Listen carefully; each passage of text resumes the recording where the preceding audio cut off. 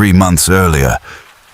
The rain hammered against the roof of Old Man Carter's shop as Aidan pushed open the wooden door and stepped inside. The familiar smell of old books, sea salt, and weathered wood filled the room. The tiny shop sat at the edge of the harbor and looked more like a museum than a store.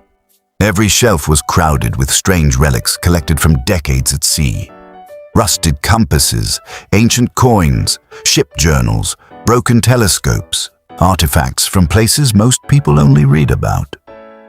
"You're late," Old Man Carter grumbled without looking up from the book in his hands. Aidan smiled.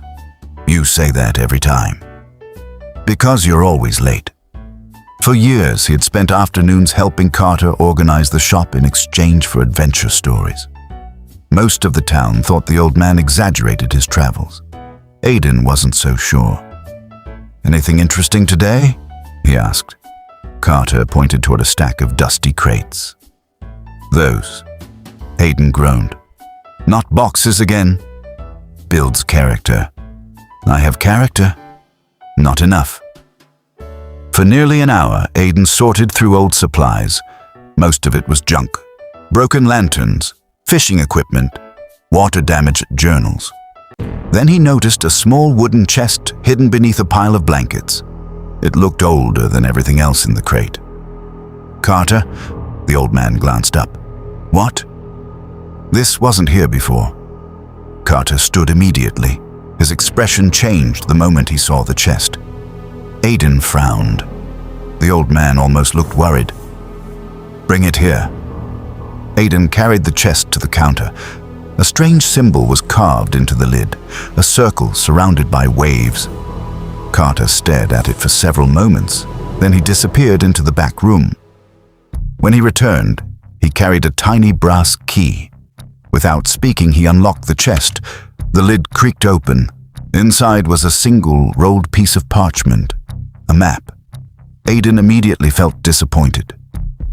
"No treasure?" Carter didn't answer. The old man's face had gone pale. Slowly, he unrolled the parchment. The paper was ancient. Its edges were worn.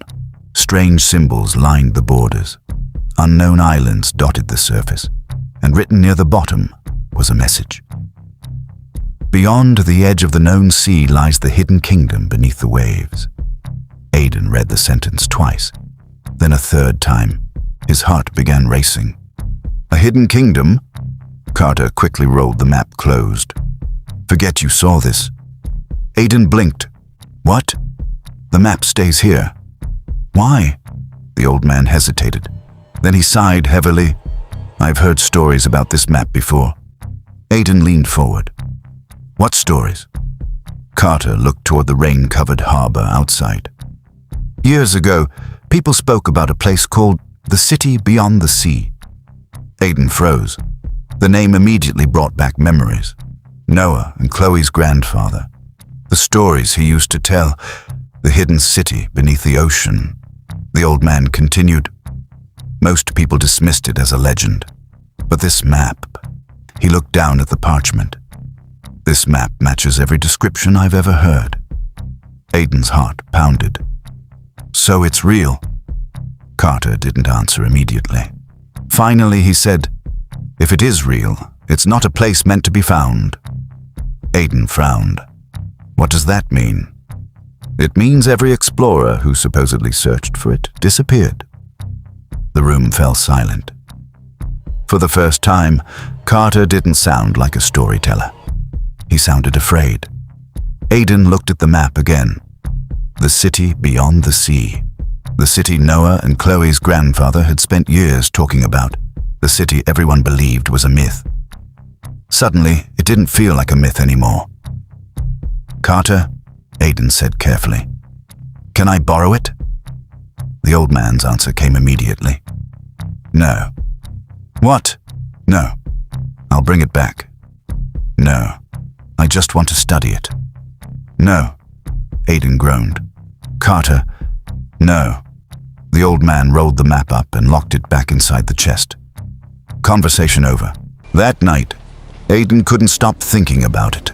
The map, the city, the stories. The possibility that Noah and Chloe's grandfather had been telling the truth all along. Finally, after dinner, he grabbed his jacket and headed out into the rain. 10 minutes later, he was standing outside Noah and Chloe's house. He knocked twice. The door swung open. Noah stood there holding half a sandwich. "Aidan, where's Chloe?" "Inside. I need to talk to both of you." That immediately got Noah's attention. Aidan wasn't usually this serious. A few moments later, the three sat around the kitchen table. Rain tapped against the windows. Aidan leaned forward. "I found it." Noah frowned. "Found what?" Aidan looked at both of them. "The map." Neither sibling moved. The map to the city beyond the sea. Silence. Then Chloe laughed. "Oh, that's a good one. I'm serious." Noah shook his head. "No, you're not." "I am." "You're lying." "I'm not." "Aidan." "What? You're lying." Aidan groaned. "I'm telling the truth." Chloe crossed her arms. "Prove it." So he told them everything. The chest, the symbol, the ancient parchment, the words written on the map, and how Carter had confirmed it matched the stories about the city beyond the sea. As he spoke, the smiles slowly disappeared from Noah and Chloe's faces. By the time he finished, neither looked amused anymore. "You actually saw it?" Chloe asked quietly. Aidan nodded. "With my own eyes." "The same city Grandpa used to talk about?" "Yes." Noah stared at the table. For once, he had nothing sarcastic to say. Their grandfather had spent years telling them stories about a hidden civilization beneath the ocean. Everyone else thought he was making things up, even Aidan. Now someone had found a map that might prove he had been right all along. "So where is it now?" Noah asked. "Carter's shop." "Then let's go get it." Aidan blinked. "What?" Noah looked at him like the answer was obvious. "Let's go get it." "You mean ask him again?" "No." Aidan immediately knew where this was going. "No." "No what?" "No." "You don't even know what I'm saying." "Yes, I do." "No, you don't." "You're talking about breaking into Carter's shop." Noah pointed at him. "See? You knew." "We are not breaking into Carter's shop." "Why not?" "Because that's illegal." "So?" "So?" Noah shrugged. "If we don't get that map, we'll never know if Grandpa was right." Chloe looked between them. "You want us to steal it?" "Borrow it." "That's stealing." "Temporarily borrowing." "That's still stealing." Noah leaned forward. "Think about it. Carter isn't going to let anyone see the map." Aidan hated that he was making sense. Noah continued. "The map has been sitting there for who knows how long." "That's not the point." "It is the point." "Noah? What if this is our only chance?" The room fell silent. Aidan looked at Chloe. Chloe looked at Noah, then at Aidan, then back at Noah. And to Aidan's horror, she didn't seem completely against the idea anymore. "No," Aidan said. Noah smiled. "That's not a confident no." "It's definitely a no." Sounded shaky. It wasn't shaky. It was a little shaky. Aidan buried his face in his hands. An hour later, they were still arguing. By the end of the night, nobody had officially agreed to anything. But as Aidan walked home through the rain, one thing became painfully clear. Noah wasn't going to let this go, and deep down, neither was he. The next morning, Aidan woke up hoping Noah had forgotten the entire idea. He hadn't. In fact, Noah was waiting outside his house. At sunrise, holding a notebook and looking far too excited. "No." Those were the first words out of Aidan's mouth. Noah grinned. "You haven't even heard the plan." The answer is still no. It's a good plan. The answer remains no. Noah followed him all the way to the harbor, talking non-stop. By lunchtime, Chloe had joined them. By evening, even she looked exhausted. "You know," she said, "most people would give up after hearing no 50 times. I'm not most people. Unfortunately." Noah ignored her. The map is sitting in Carter's shop right now. We know. And nobody is learning anything from it. We know. And Carter won't let us borrow it. We know. So there's only one solution. Aidan sighed. There are actually several solutions. Nope. Yes. Nope. Yes. Nope. Noah. Fine. Name one. Aidan opened his mouth, then paused, because annoyingly, he couldn't. Noah smiled triumphantly. Exactly. That evening, they found themselves standing near the harbor, watching Carter lock up his shop. The old man grabbed his lantern and slowly disappeared down the street toward home. The three friends remained hidden behind a stack of fishing crates. Nobody spoke for several moments. Finally, Chloe broke the silence. We're really doing this? Aidan looked horrified. Wait, we are. Noah pointed at her. See, Chloe gets it. I didn't say I agreed. You didn't say no. I also didn't say yes. That's basically a yes. It absolutely isn't. Noah stood up. Come on. Aidan grabbed his arm. No. No. No. We've already come this far. We came here to look. We looked. Good. Let's leave. Noah simply smiled, then walked toward the shop. Aidan stared at him. Noah. No response. Noah. Still nothing. Noah. Too late. The boy was already at the door.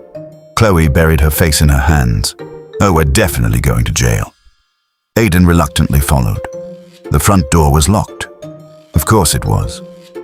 Noah tried the handle anyway. Nothing. See? Aidan said. Locked.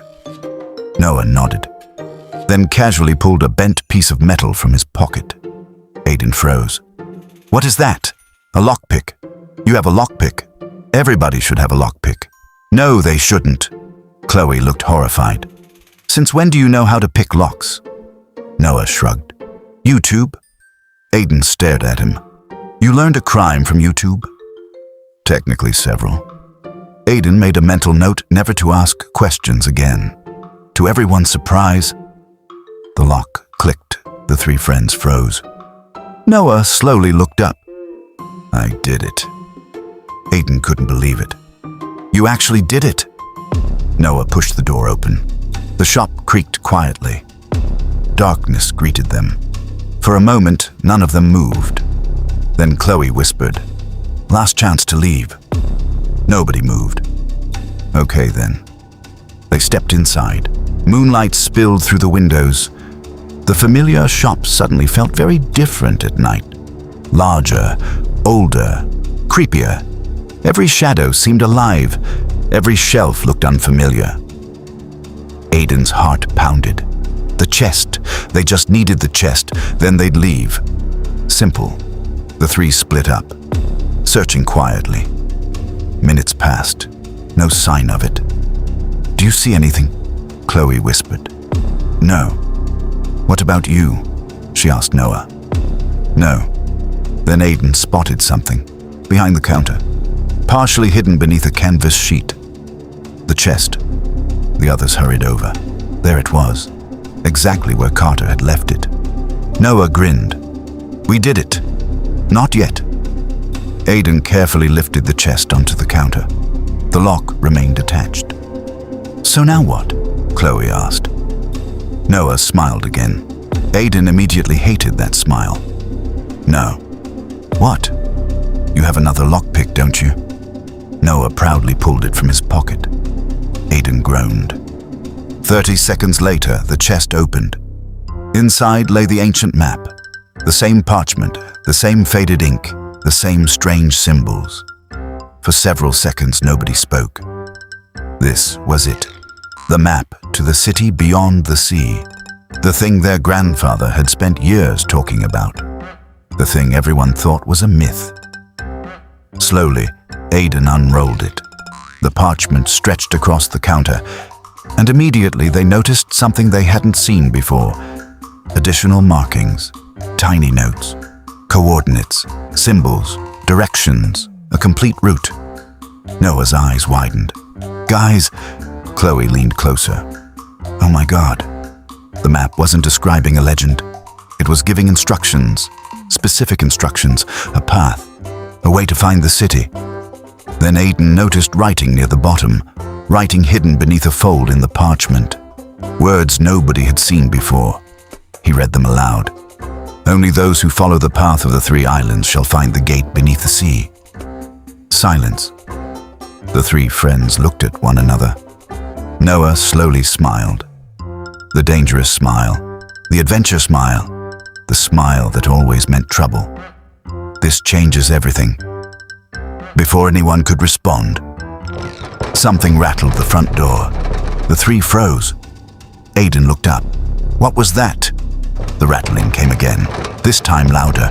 Then voices, several voices, outside. Noah quickly extinguished the lantern they had been using. Darkness swallowed the shop. The 4 walls suddenly felt much smaller. Footsteps approached the building, heavy footsteps, not one person. Several. The front door handle turned. Once, twice, then stopped. Aidan's heart began pounding. Nobody moved, nobody spoke. Outside, a deep voice broke the silence. "It's locked," another voice answered. "Then find another way in." Chloe's eyes widened. There were at least 5 or 6 of them, maybe more. Aidan slowly crouched beneath the counter. Noah and Chloe followed. The voices continued outside. "Are you sure this is the place?" "It has to be. The old man brought the chest here yesterday." Aidan felt his stomach drop. The chest. They were talking about the chest. The same chest containing the map. Another voice spoke. "The boss wants that map." Map. The word hit all 3 friends at once. These people knew about it. Someone else was searching for the city beyond the sea. Outside, footsteps circled the building. A window rattled. Someone tested it. Then another. Then another. "They're trying to get in," Chloe whispered. Noah nodded. For once, he wasn't smiling. A loud crash echoed from the back of the shop. Wood splintered. Everyone inside jumped. "They found a door," Aidan whispered. Another crash followed. Then another. The old wood groaned. Whatever was back there wasn't going to hold for long. The 3 friends exchanged terrified looks. For the first time since finding the map, they weren't thinking about hidden cities or ancient civilizations. They were thinking about escape. Because whoever these people were, they weren't treasure hunters, they weren't explorers, and they definitely weren't interested in sharing the discovery. Then a voice echoed from the back of the shop, a voice cold enough to make Aidan's blood run cold. "Find the map." The wooden door shattered, and the men began entering the shop.